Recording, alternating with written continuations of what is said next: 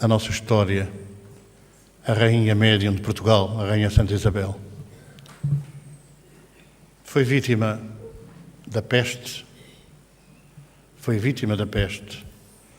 quando se encontrava em Estremoz, e foi tão extraordinária, até na morte, que o corpo foi trasladado de Estremoz para Coimbra, pois que ela tinha deixado em testamento que queria ser sepultada em Santa Clara a Velha, que era um convento que ficava junto ao Mondego e que esteve durante uns centenas de anos debaixo d'água e que depois foi recuperada e passou a fazer essa outra construção, Santa Clara Nova, que ficava no cimo do monte. Hoje tem o convento de Santa Clara, com certeza, das Clarices, e tem o convento de São Francisco cá em baixo, que eu julgo que é hoje o fórum, se não é o fórum, é o centro de congresso, coisa assim em Coimbra.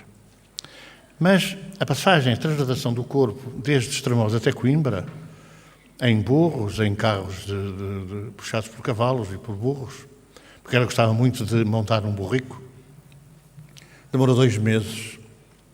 E então temia-se que naqueles 2 meses, nós estamos a falar 4 de julho, verão, que o corpo se decompusesse. E a certa altura verificaram que do ataúde, que do caixão, escorria um líquido. E todos ficaram em pânico, ele passou por todas as aldeias, desde até Coimbra, de Estremoz até Coimbra, e o povo se juntava à beira da estrada para ver passar a sua rainha, a sua benfeitora, e foram verificar o líquido que corria do ataúde e constataram que, afinal, deixava um odor fantástico de plantas, um perfume que era inolvidável. Aliás, o seu corpo estará ainda intacto. Eu digo estará, porque, tanto quanto eu sei, apenas a mão está à mostra para ser visível. Mas tudo indica que sim, que o corpo está intacto.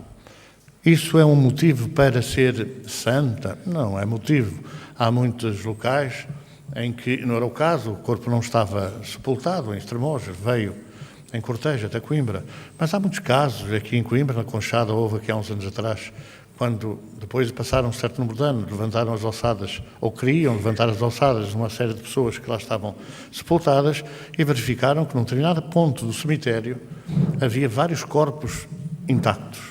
Isto tem uma explicação científica. Às vezes há o chão, a terra está saponificada, está como que fosse um sabão, e então os micróbios morrem todos e, digamos assim, a corrupção do corpo não se verifica, não se dá. Mas não era o caso. Ela não foi sepultada, não havia saponificação nenhuma do caixão, mas o corpo, muito por aquela alegria contagiante que ela tinha para com o povo e, fundamentalmente, a solidariedade. Quando nasceu, tudo indica que Isabel de Aragão, a pequenita Isabel de Aragão, terá nascido a 24 de junho de 1270 ou 71. Alguns dizem que é de 1270, outros dizem 71. Não há uma data certa. Mas por que é que nós avançamos com esta data de 24 de junho, o dia de São João? Não é por ser o dia de São João. É porque, naquela época, as jovens só podiam casar com 12 anos. Com 12 anos. E então, tudo sabe-se mais ou menos quando foi a data do casamento, e extrapolando a data do casamento para a idade da Isabel, da rainha, admite-se que possa ter sido o dia de São João que ela terá nascido. Mas não é importante. Aquilo que é importante é saber que ela e todas as jovens daquela época, só podiam casar com 12 anos. Bom, a gente pensa hoje, uma filha nossa casar com 12 anos, uma garota, uma miúda que ainda não tem o caráter formado, ainda não tem a personalidade bem vincada. Há épocas. Ontem dava uma notícia na televisão. Os homens, afinal, só atingem a maturidade aos 54 anos. Estamos desgraçados, não é? Agora é mais uma marretada em cima, as mulheres não nos vão largar. Quando nós conhecemos casos de jovens que amadurecem muito novas, que ficam desde muito cedo responsáveis por atender aos irmãos, porque a mãe ou é doente ou tem outras atividades para a família, etc. E hoje vemos muitas jovens atingirem a idade adulta, a idade madura, muito cedo. Às vezes até com sofrimentos muito grandes, às vezes com mesmo tratamento de violência no lar. A pequenita Isabel, curiosamente, que ela é herdeira do trono espanhol de Aragão naquela altura, a Espanha estava toda partida aos bocados, não é? E, portanto, ela era de uma daquilo que as nações hispânicas da época, nós éramos uma nação também, a Lusitânia, mas naquela época era de facto, ou Portugal mais tarde, não é? Era de facto uma nação entre muitas outras, entre Castela, Leão e por aí fora. Então, o avô, que era o rei naquela altura, era Dom Jaime I. Dom Jaime I é uma figura muito curiosa. Era um homem extraordinário, de uma cultura invejável. E foi um rei daquela nação, um rei sempre recordado com saudade pelo povo aragonês, não é? Porque era de Aragão que se tratava. E fez questão de fazer com que a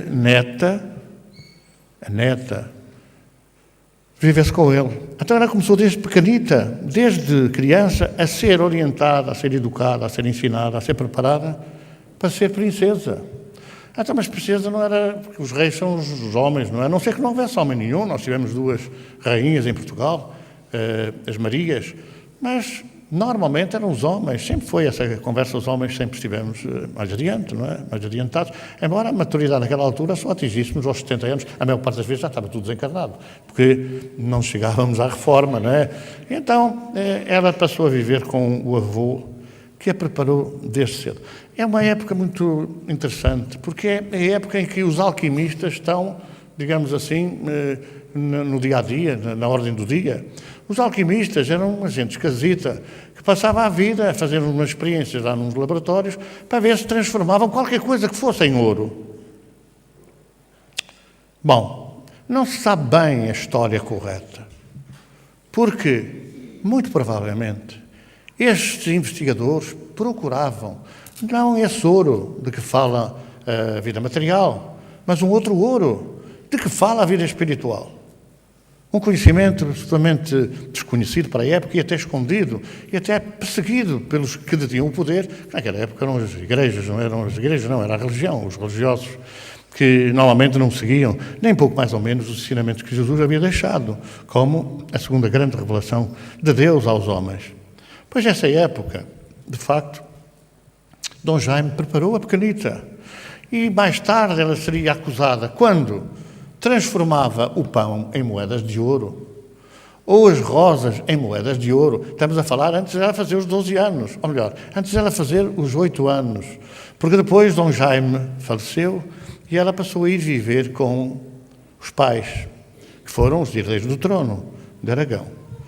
E quando verificaram que ela visitava os leprosos, visitava as vítimas da peste, visitavam, enfim, os doentes, os miseráveis, mesmo à volta do Palácio Real, e dava moedas de ouro.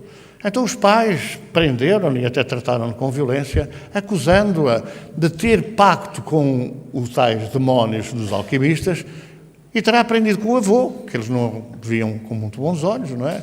Embora eles tivessem sido herdeiros do seu trono, eles, o Dom Pedro, que era o pai da pequenita Isabel, e então obrigaram-na a confessar que ela tinha aprendido aquelas artes demoníacas de distribuir moedas de ouro com os alquimistas, transformando as coisas em ouro. E ela viu-se, porque eles queriam o quê? Aprender a arte de transformar as coisas em ouro para poderem ser mais ricos, para ter ouro e moedas de ouro e tal, que era realmente, na época, que era a riqueza media-se por aí, também pelas posses. Pois ela continua a fazer isso ainda. Não era rainha de Portugal. Ainda era apenas uma princesa. Mas era uma princesa especial porque ela tinha vários pretendentes ao casamento. Desde logo, Eduardo I de Inglaterra, ou o Conde de Anjou, um fidalgo assim dessa estirpe, ou Dom Dinis de Portugal. É claro que, desinteressadamente, não é? Os pais optaram por Dom Dinis, que já era rei. O Dom Dinis já era rei, os outros podiam não ser. Então, como aquele já era, vá que não vá, deixa lá entregar a pequenita Isabel ao tal Dom Dinis de Portugal. Curiosamente, tinha 19 anos naquela época. Dom Dinis foi rei com 19 anos.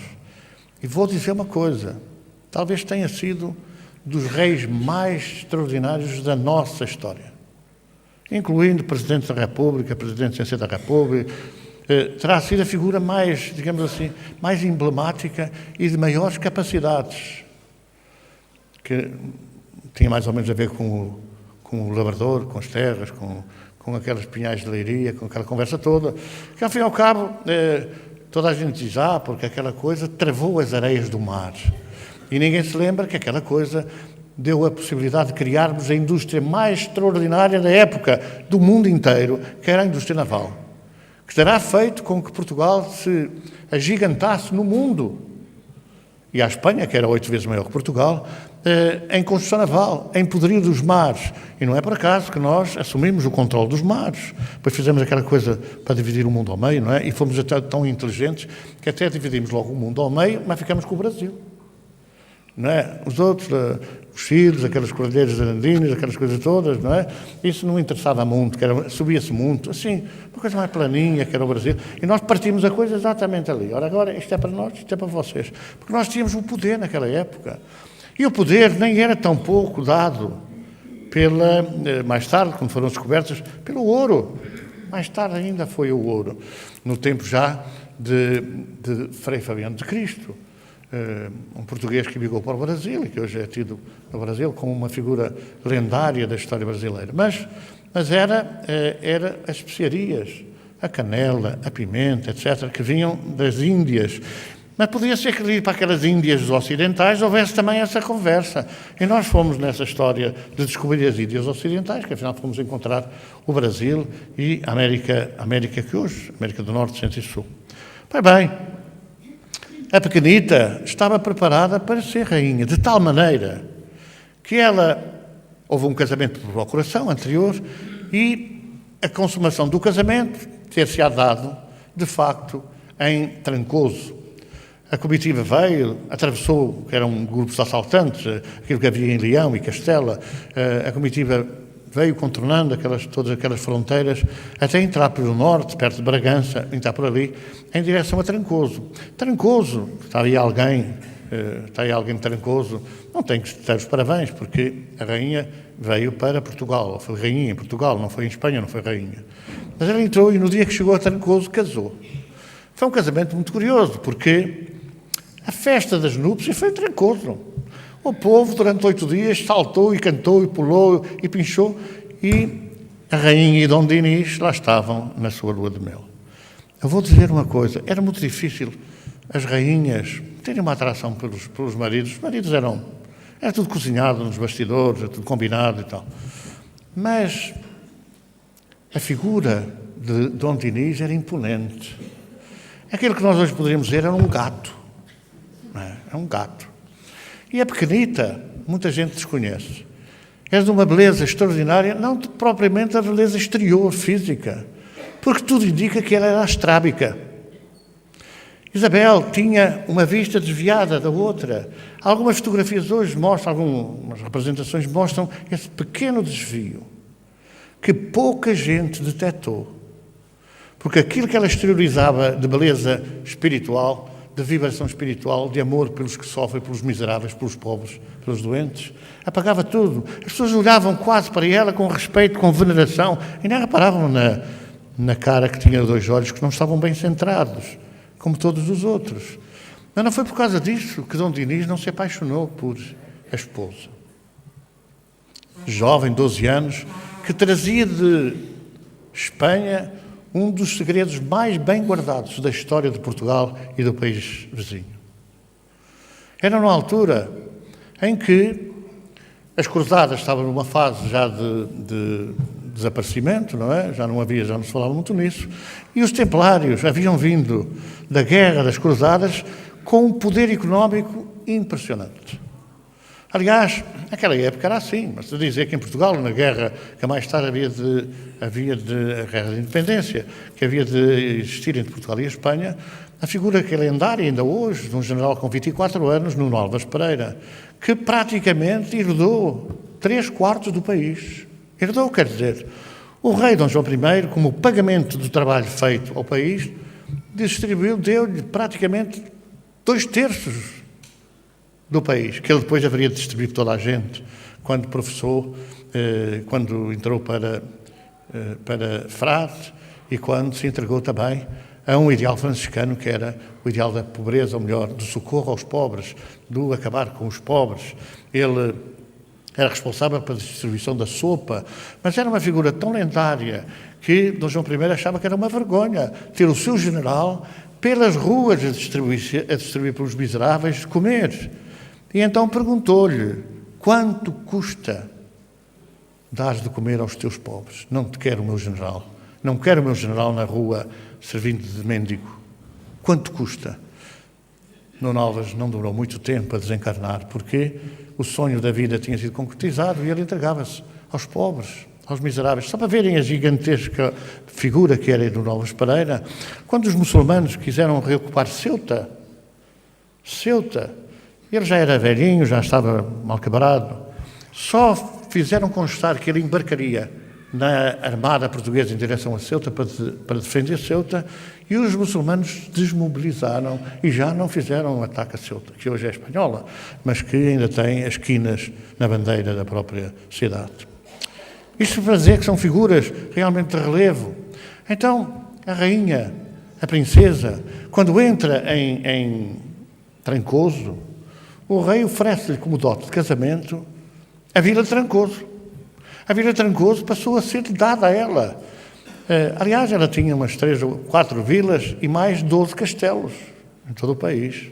E herdou uma fortuna colossal que depois distribuiu para os pobres. Deu tudo aos pobres. Distribuiu tudo para matar a fome a quem realmente passava fome. Pois bem, ela traz o segredo dos templários. Porquê? Porque a Igreja, ao ser confrontada com o poder daquela ordem religiosa que suplantava largamente o poder da Igreja, que não tinha, decretou a perseguição e o fim dos templários. Dom Dinis, que era um rei esperto, inteligente, pensou: vou recebê-los e seguramente que a sua fortuna, a sua riqueza, ainda vai entrar nos cofres de Portugal. Então foi a pequenita Isabel, com 12 anos, que trouxe esse segredo guardado a 7 chaves, porque a Igreja não podia saber que, afinal, aquela gente que era perseguida e que tinha de ser, digamos assim, usurpada de todos os seus bens, havia encontrado guarida em Portugal. E o rei não foi nada amigável com as embaixadas da Igreja, porque correu com elas de Portugal, que vinham buscar, não é a côngora que chamava naquela altura, mas vinham buscar o pagamento, que era sempre obrigatório das realezas, principalmente, ou dos reinos, principalmente quando eram, digamos assim, apadrinhados pelo próprio poder da Igreja, que dizia assim: sim, senhora, podem casar, não, senhora, não podem casar, estes podem casar com estes, aqueles podem casar com aqueles. Portanto, era praticamente abençoada, tinha aquela bênção apostólica para a ligação dos reis e das princesas, depois olhavam reis das rainhas consortes. Então, ele não era muito seguidor disso, também porque tinha que proteger os templários. Depois aquilo foi mudado, mais tarde esta ordem foi transformada em 2, a Ordem da Virgem e a Ordem de Cristo, a que pertenceria realmente no Álvares Pereira, um século e tal depois. Então ela tem a grandeza, ela tem a estirpe para trazer um segredo para o seu rei, aquele que ia ser o seu esposo, o seu marido, para Portugal. E casaram e pronto, foram muito felizes, entre aspas, não é? Lá foram para Lisboa e foram também para outros. Naquela altura o rei mudava muito de castelo, não é? Mudava muito de castelo. É claro que, coitadita, não é? Não tardou a engravidar. Engravidou e então estava tudo à espera, não é como agora, não é? As ecografias e aquelas coisas que aquilo é uma maravilha, já se sabe se é rapaz ou se é rapariga, exceto quando às vezes são 2 e é uma confusão. E então estava tudo esperançado. Aí vem o herdeiro. E na noite, quando o rei chega, entra na alcova da rainha para ver o seu herdeiro, verificou que afinal não faltava-lhe uma coisa qualquer. Faltava qualquer coisa. Que eu digo às vezes que é a diferença, quer dizer, entre um rapaz e uma rapariga há uma diferença. Faltava-lhe a diferença. E então ficou furioso. Não pegou na filha, Constança, que foi o nome, viria depois a ser rainha em Castela e acabou por se suicidar pela violência no lar, não é? E então, não pegou, saiu para ir ter com o amante. Há uma coisa curiosa, muitas pessoas não conhecem, não sabem. O poder do rei também se, digamos assim, também se verificava pelo número de amantes que tinha. É muito curioso, não é? Mas é analisado de outra maneira. Quanto mais amantes tivesse, mais filhos bastardos tinha. Quanto mais filhos bastardos tinha, mais possibilidades tinha de distribuir as terras pelos filhos. E então o poder do rei cimentava-se em quê? Tinha um filho que governava Trás-os-Montes, ou que governava o Minho, ou que governava o Douro de Alves, e portanto estava a família toda ali bem. Quando ele sai para ir ter com a amante, a rainha, como podem calcular, a jovem rainha ainda, ficou desgostosa, ficou revoltada. Não dizia assim, pois a partir de agora entro de greve. Não é? Agora ainda é essa coisa da greve. Entro de greve e não há nada para ninguém, não. Porque ela, pelo caráter do esposo, começou, de facto, a amá-lo. Amá-lo. Ela não conhecia. Mas às vezes são encontros de outras vidas, são vibrações que não têm justificação. Pelo menos materialista, não há justificação para isto. E ela bem que lhe custou, não só ver que o pai não enjeitou a filha, como saiu para ir ter com a amante. É claro que as amantes continuaram, não é? Dom Dinis tinha uma porção de filhos, bastardos. Aliás, ele deu essa justificação à mulher, que queres? Eu, para cimentar o meu poder, tenho de ter muitos filhos. Já que tu não podes, eu tenho que arranjar de outra maneira. É assim mais ou menos esta conversa. Eu não estava lá, não sei se foi exatamente com estas palavras, mas foi mais ou menos assim. Mas pouco tempo depois, ela volta a engravidar e aí vem um filho legítimo. Todavia, aquela apetência de Dom Dinis pelas mulheres, pelas outras mulheres, com justificação ou sem justificação, fez com que na época, quase separado por poucos meses, até se calhar dias, ele tem outro filho com uma das amantes, a quem pôs o nome de Afonso. E, curiosamente, o filho legítimo também era Afonso, pois foi também rei de Portugal, não Afonso IV. Mas saiu, quando viu o filho, foi uma loucura, mas o outro filho que também tinha, também era uma loucura. Isso vai dar uma guerra terrível entre o filho legítimo, que tinha medo do pai passar o trono ao outro ilegítimo, e o próprio pai, e mais tarde depois, entre os irmãos. Que, aliás, a história conta várias intervenções da Rainha Santa, metendo-se no meio dos exércitos, travando as lutas, as guerras entre pai e filho, e depois entre irmãos, e por aí fora. E nós vamos encontrar, de facto, a rainha com uma estatura de tal envergadura que ela convenceu o marido e determinou que todas as amantes e todos os filhos bastardos tivessem acesso ao Paço Real e as crianças fossem educadas como se fossem príncipes legítimos. Vejam a grandeza e como se desarma o rei. Como é que ela desarmou o rei? Não, ele não tem culpa do que o pai fez. Elas eram obrigadas. Elas não tinham escolha. Fossem casadas ou fossem casadas, ele olhava, é aquela e tinha que ser aquela. Era rei.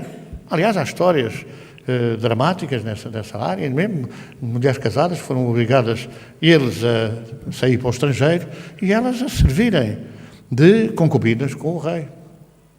Então ela toma essa atitude e desarma completamente Dom Dinis, que veio a amar verdadeiramente a esposa.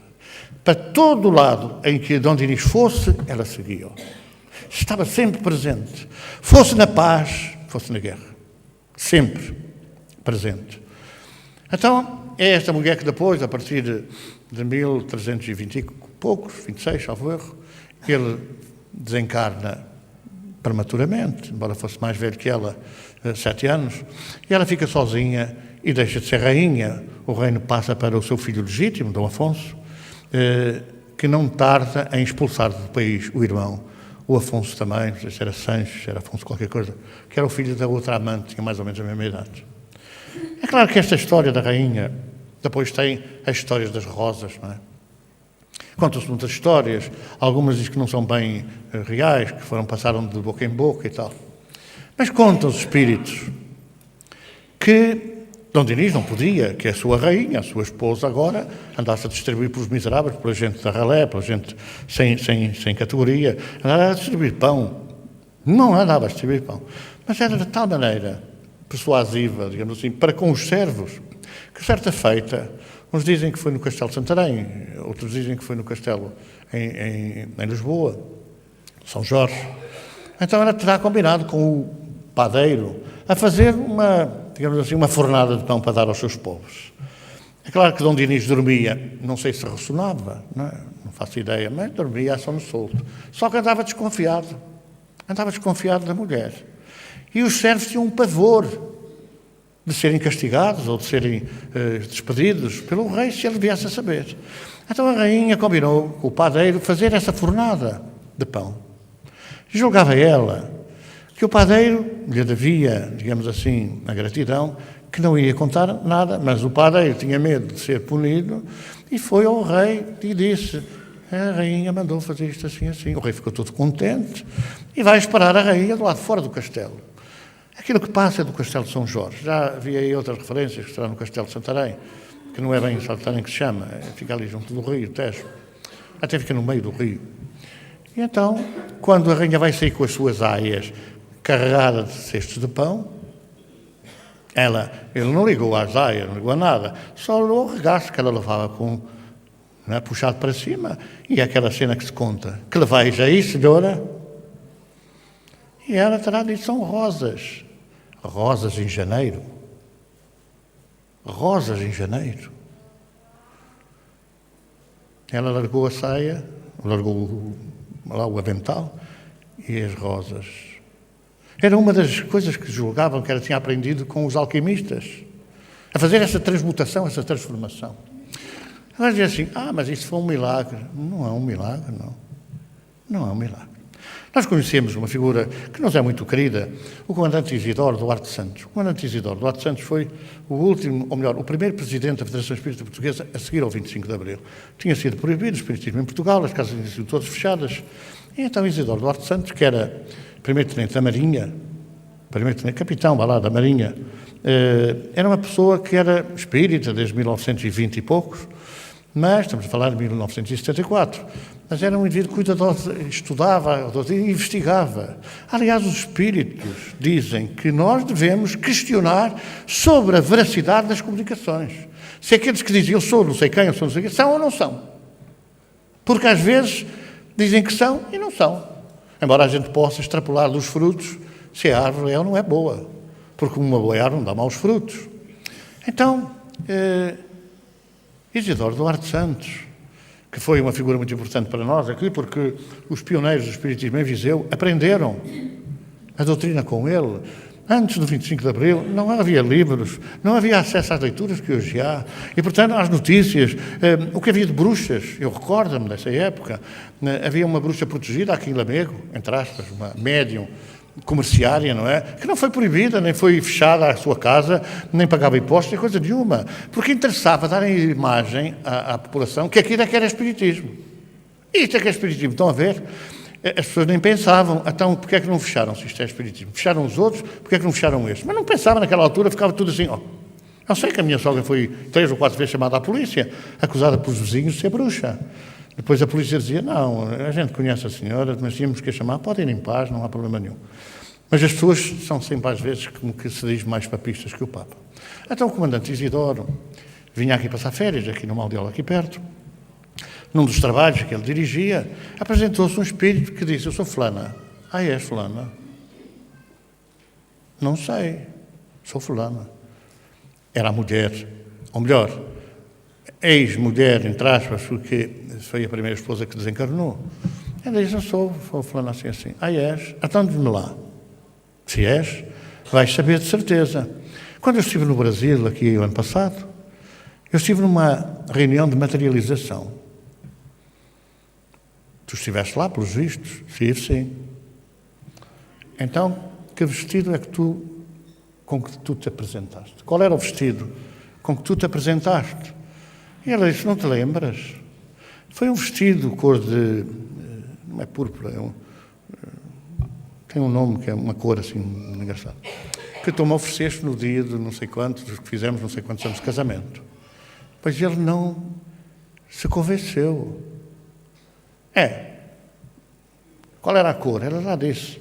Bordeaux. Pronto. Era Bordeaux. Está bem. Mas então, sabes de certeza, quando entraste na sala, o que é que fizeste? Sei. Mas o que é que fizeste?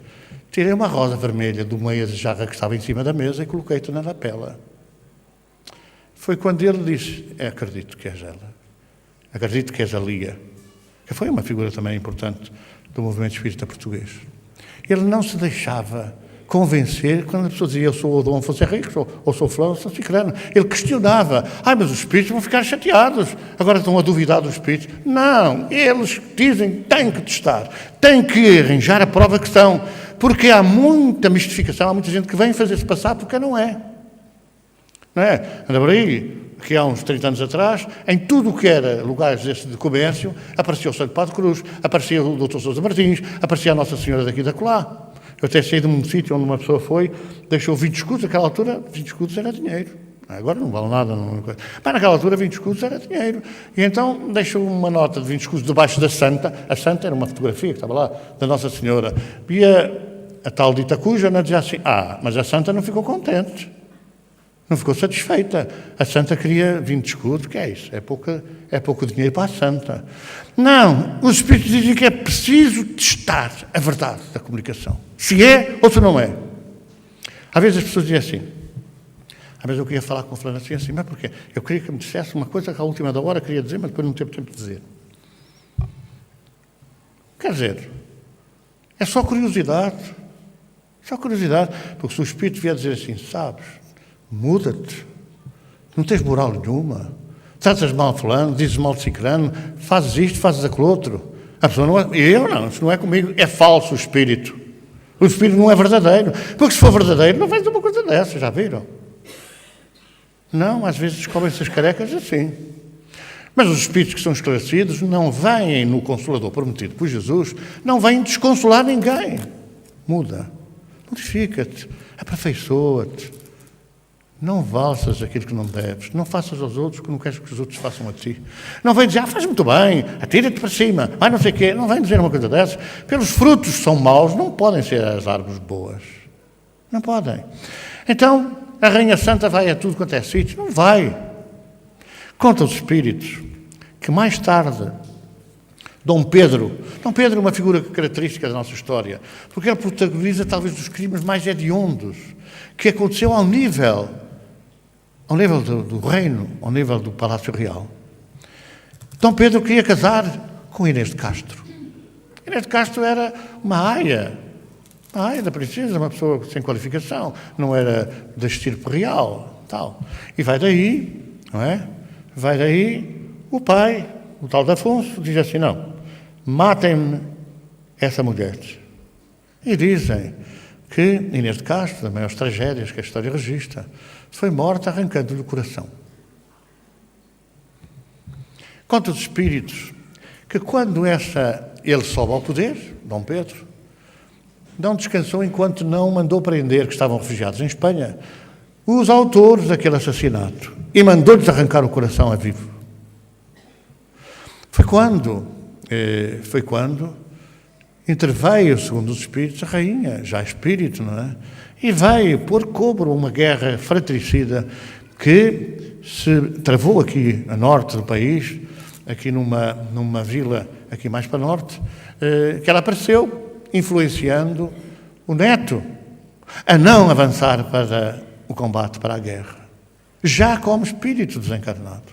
Aliás, dizem os Espíritos que o infante Henrique, que viveu numa época crucial para Portugal, Estamos a falar de 1383, 1385, a crise que houve em relação à herança, digamos assim, ao trono português, que estava em vias de ser passado para a Espanha, e quando realmente aparecem a ínclita geração altos infantes, que acabam por ser os filhos de Dom João I. Um deles era o infante Dom Henrique, mas outras figuras extraordinárias. Dom Pedro, que era ministro dos Negócios Estrangeiros, terá escrito ao irmão Afonso IV, que depois veio a ser rei, ou não ia a ser rei, dizendo, olha, paga aos juízes de acordo com a produção do seu trabalho. Aqui há 2 ou 3 ou 4 anos alguém se lembrou de dizer assim, e porquê é que não pagam aos juízes de acordo com o trabalho que fizerem? 500 anos de diferença. Já naquela altura, para resolver um problema que é gravíssimo no nosso país, que são os processos que demoram anos e mais anos, depois prescrevem, depois deixam de prescrever, mas já naquela altura ele tinha essa visão. Escrevendo ao irmão de Viena da Áustria, que era uma figura como a outra, ele era o mais fraco de todos, o Dom Duarte era o mais fraco de todos, mas o irmão infante Dom Henrique, que o povo achava que devia ser o rei, e não o irmão fraquito, acabou por ir para as descobertas, para aquela coisa, até acusado de homossexualismo, porque foi para Sagres sozinho, não levou mulher nenhuma, e então ali havia perdão, não é? Ali devia haver uma coisa qualquer esquisita.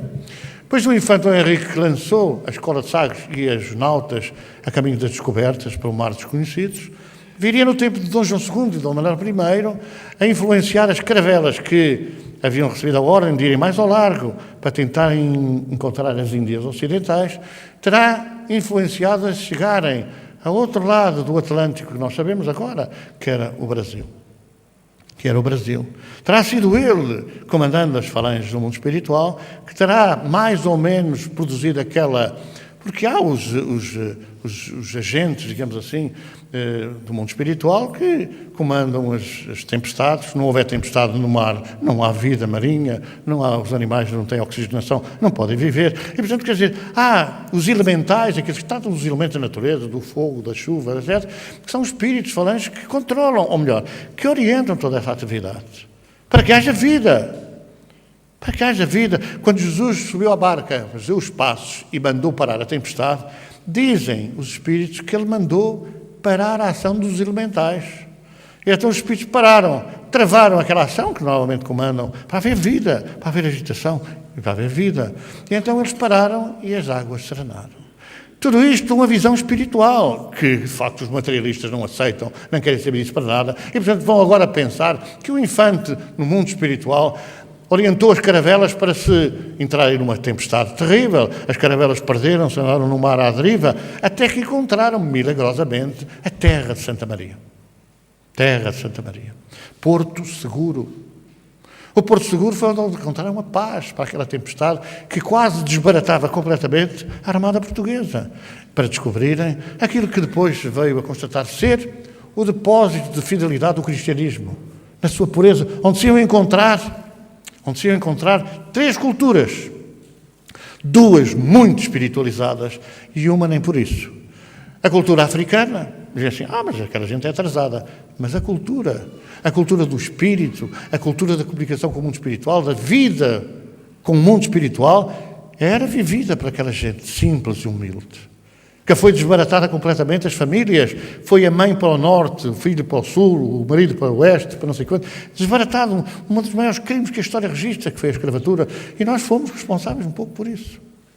Pois aquela terra veio receber os negros e a sua cultura, já tinha os índios e a sua cultura de grande espiritualidade, e os católicos, os cristãos, melhor dizendo. Há uma certa diferença entre aquilo que foi a religião quase oficial, considerada universal, porque católica quer dizer só universal, e aquilo que era o verdadeiro cristianismo.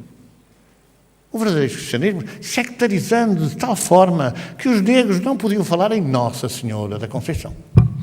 Era um crime, era um ultraje se um negro dissesse a Nossa Senhora da Conceição. Então os negros tiveram que chamar a Nossa Senhora da Conceição Iemanjá. Porque não podiam falar de Nossa Senhora da Conceição. Não podiam falar de Jesus. Tinham que lhe dar um outro nome. Não podiam falar de espíritos superiores, porque era blasfémia na boca de quem não tinha alma. As mulheres podem estar descansadas porque só têm alma aí mais ou menos há 100 anos. Até aí também não tinham alma, não é? Por isso é que eram tratadas de qualquer maneira. E os negros também não tinham alma. Os índios não vieram chatear com a gente, e também a gente pouca experiência teve com eles, e também, pronto, não serão muito com eles, mas nem os negros tinham alma, nem as mulheres tinham alma. E por isso é que eram coisas. Porquê? A mulher era de uma costela do homem, e portanto não era coisa, independente. O homem tinha alma, mas a alma não é divisível, e portanto não podia a alma de uma costela para agora a mulher. E criou-se quem é que criou isto? Nós, os religiosos, que muitos estamos aqui, dessas épocas, destes desastres, não é? E alguns até estão a ouvir e não aceitam. Olha para isso agora também a falar a favor das mulheres. Não, a mulher é uma coisa nossa e tal. E nós vemos isso, não é? É frequente isso. Mas a época é de grande transformação, de nós nos debruçarmos sobre a grandeza de homens e mulheres. No Novas Pereira, um homem. Isabel é uma mulher. Mas são espíritos. São espíritos. Dizem os espíritos, que Frei Fabiano de Cristo, não é? Frei Fabiano de Cristo era a reencarnação de um grande missionário, José de Anchieta.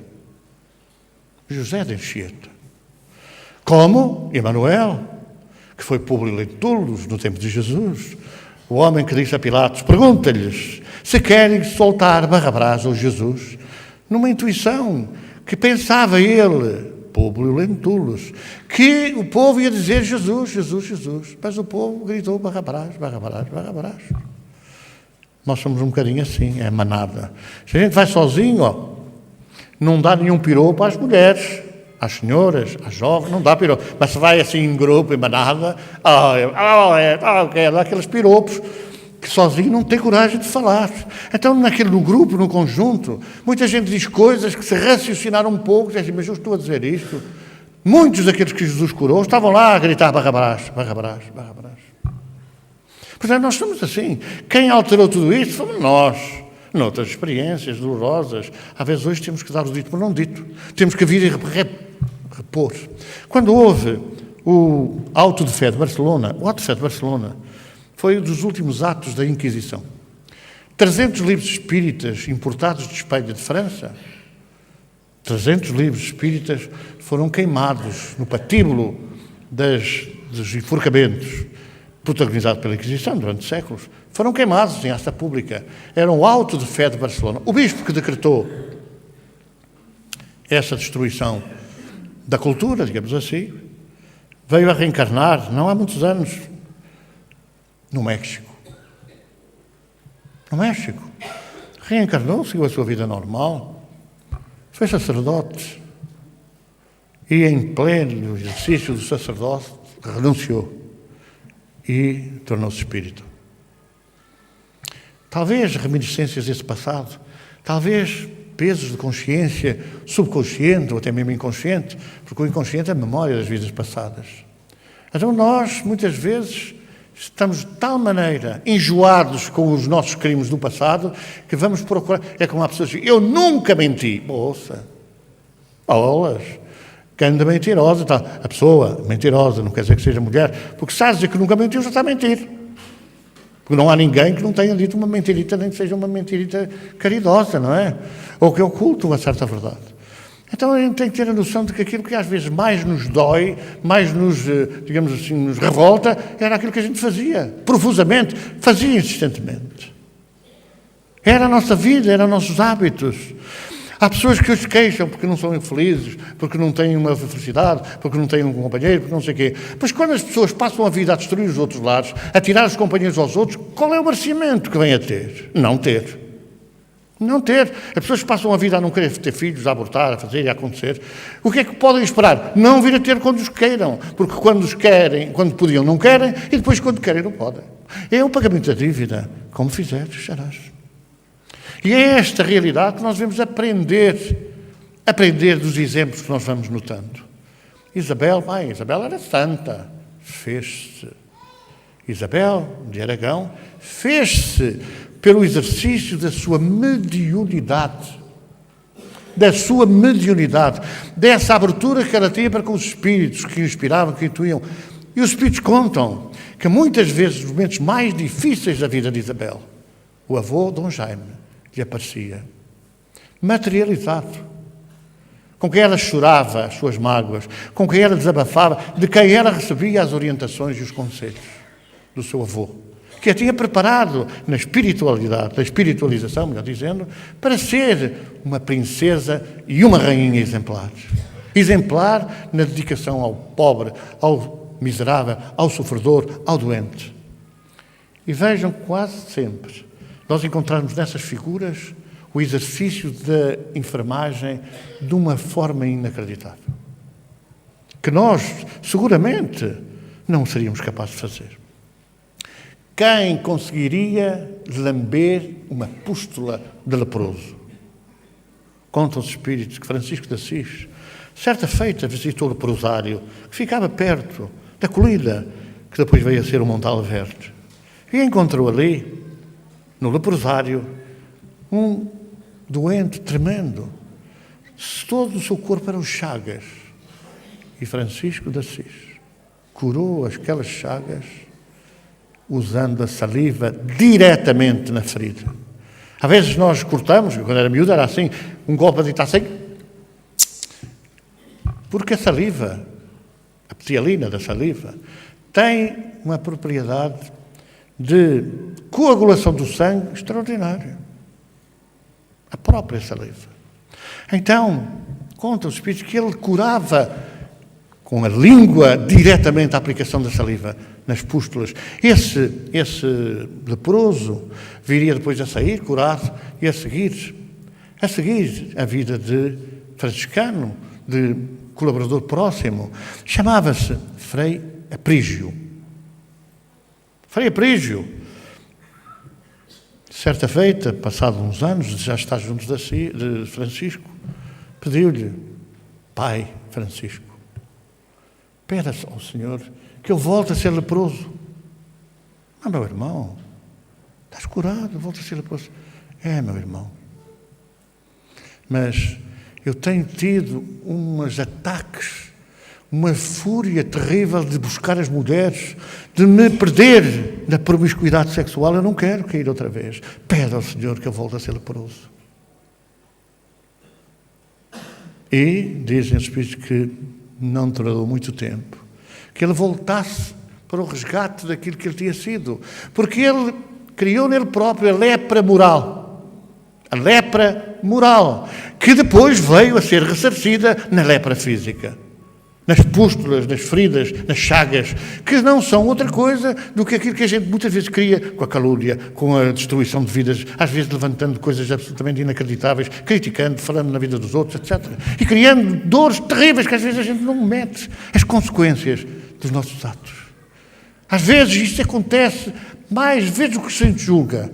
Às vezes os espíritos das trevas insinuam-se de uma tal maneira que as pessoas chegam a pensar que são espíritos de luz. Critica, levanta essa coisa, mas se calhar não é verdade, não interessa, levanta. E a pessoa vai e fala, e diz, e conta, e etc. E não se dá conta do serviço que está a prestar às trevas, que tudo querem fazer para destruir qualquer atividade moral, qualquer atividade de caridade, de fraternidade, de solidariedade. Então é bom que nós aprendamos com estes exemplos. Como é que a rainha sempre dominava essas tentações? Pelo trabalho, pela dedicação, sem medo. Porque a certa altura ela deixou de ter medo do marido. E o esposo passou a adorar, passou a amar profundamente a sua Isabel, que nós não temos dúvidas em afirmar que era médium, que tinha a faculdade de cura em alto grau, que tinha o merecimento de poder dizer: são rosas, Senhor. E haver um fenómeno de materialização, de transmutação. Vejam que os alquimistas procuravam exato, era a transmutação dos metais, dizia-se, a transformação. Pois ela aprendeu essa virtude, essa capacidade de poder alterar a estrutura da matéria. Fala um vídeo que nós temos aí, chamado O espírito existe. As pessoas não ligam muito para isso, não é? Também é verdade, não têm tempo para ver vídeos, não? Porque 4 telenovelas, umas a seguir às outras, não há tempo para ver um vídeo. Mas dizem os cientistas que no Japão, levaram a cabo uma experiência. A experiência era muito simples. Tinham um vaso com água, eles conseguiam fotografar com máquinas preparadas para isso. E então, nos vários vasos com água, a um vaso projetavam energia positiva, energia de amor, oração, etc, etc. No outro, nem sim, nem sopas, antes do contrário. E no outro, raiva, tumba, tal. E verificaram na fotografia que tiraram que, por exemplo, o vaso onde a água era bombardeada por pensamentos positivos, pela prece, pela oração, a estrutura molecular se alterava. As fotografias correram o mundo, não são fotografias de palhaços, são fotografias que são, de alguma forma, confirmadas pelos cientistas. Física quântica, que é a ciência mais avançada neste momento que existe aí nas investigações. Então, o que é que constataram? Que as moléculas da água, aquela estrutura atómica, se formava figuras, e é uma das que mostra o filme, é uma flor de lótus, ou uma flor de lis, perdão. Uma flor de lis. E há um fulano que está a ver uma senhora a olhar para aquilo extasiada, a ver aquela formação lindíssima, belíssima, e diz assim, está a ver o que é que o amor faz? Imagina agora, se nós fizéssemos isso ao ser humano. Porque o ser humano é constituído entre 2/3 e 3/4 de água. 2/3 a 3/4 de água. Então, como é que o passe magnético ajuda, liberta, auxilia? Como? Pela transferência do amor, da prece, da oração, que altera a estrutura atómica ou molecular da água. Quando isto se produz em nós, vejam o bem-estar que é possível. Quando é aplicado com amor. Não é que é aplicado, no final pagas 5 euros ou pagas 20 euros, que é o meu trabalho. Isso não é amor. Agora, quando é aplicado com amor, sem qualquer interesse lateral, vejam o que pode essa energia fazer. O que é que nós podemos receber, se estivermos preparados e conhecedores desta matéria? O que é que nós podemos receber de bem-estar, de serenidade, de acalmia com o passe magnético? Em nome de Jesus. Jesus punha a mão e a pessoa ficava bem, curada, afastava os demónios, essa coisa toda. Nós não temos essa força, mas em seu nome tudo pode acontecer. Quando a pessoa merece e faz por isso, eu posso até estar bem e nem ter grande poder, mas a pessoa vai receber. A mulher hemorroísta dizia, mas eu, tanto sofredor, tanto paralítico, tanto miserável, tanto doente, e eu vou pedir uma coisa mínima, que eu sou há 11 anos que tenho um fluxo de sangue. Há 11 anos não é nada comparado com todos os outros. Eu vou lá tocar naquela veste, naquela túnica, e eu sei que eu vou ficar curado. Ela foi buscar. Todos podemos ir buscar. Então a pessoa que está carente, que precisa, que merece, pode quem estiver à frente a dar o passo, que vai buscar o alívio, vai buscar o bem-estar, vai buscar a cura. Não vamos por isso dizer, Rainha Santa, hoje vais ter 500 trabalhos dobrados, porque vamos chegar a casa de joelhos, menina Rainha, basta favor, venha cá fazer uma vontade que eu estou a precisar. Não é assim. É a nossa conduta. Tu crês que eu posso, dizia Jesus. Eu creio, Senhor. Então vê. É preciso a gente crer. E querer. Crer de acreditar e querer de desejar. E nada melhor do que a gente perceber como é que joga o pensamento. Como é que o pensamento vibra em nós. O que pode fazer. O que o pensamento de amor pode fazer em nós. O que é que nós, com o pensamento de amor, podemos fazer nos nossos familiares, nos nossos filhos, nos nossos companheiros, nos doentes da nossa família e nos doentes daqueles que não são nossa família. Com o amor, o que é que nós podemos fazer? Então, tomemos este exemplo extraordinário de Isabel, a Rainha Mériam de Portugal, e mudemos a nossa vida, transformemos a nossa maneira de ser, busquemos ser, de facto, irmãos uns dos outros, deixamos de andar aí a falar na vida deste, na vida daquele, a falar naquilo que nós pensamos que os outros pensam. Porque muitas vezes aquilo que nós somos capazes de fazer, antecipamos-nos, apondo-nos na boca dos outros, apondo na vida dos outros, afim, arranjando uma vida futura muito dolorosa. muito dolorosa. É preciso ter cuidado, porque nada escapa a Deus, sendo que Deus é a nossa consciência, e à nossa consciência nada escapa. Nada escapa.